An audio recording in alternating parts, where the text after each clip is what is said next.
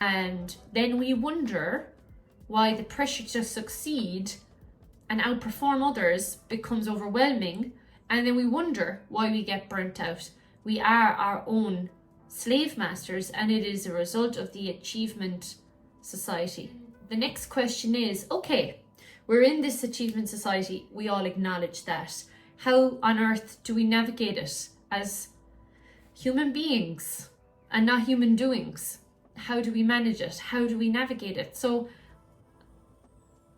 in this book, there are no real answers, but I guess what I can do is kind of interpret what he's saying. If you understand the societal structure, if you understand economics, then you're going to have more of an understanding of your role in it, and you'll actually be able to disconnect from it quicker. If you can see the wood from the trees, if you just work and work and work all the time and don't take a second to acknowledge your part in it all, or what you're contributing, what you're espousing to other people.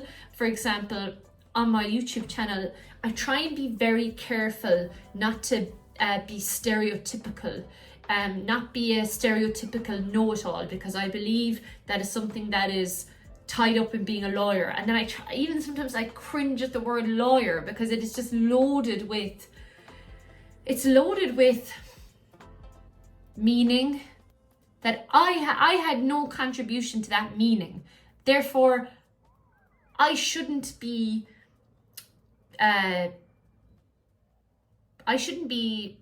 grouped with that meaning, because I'm not like that. In some ways I am, but in other ways I really amn't.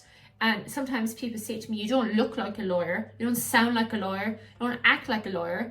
Then I'm like, but why do we have to? Why is this so rigid?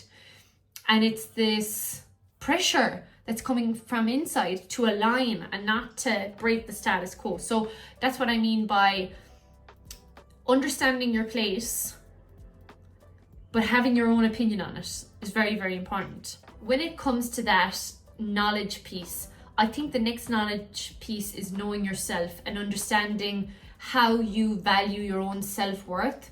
And self-worth is different to confidence. So you could have a very confident person but a very low self-esteem or self-worth.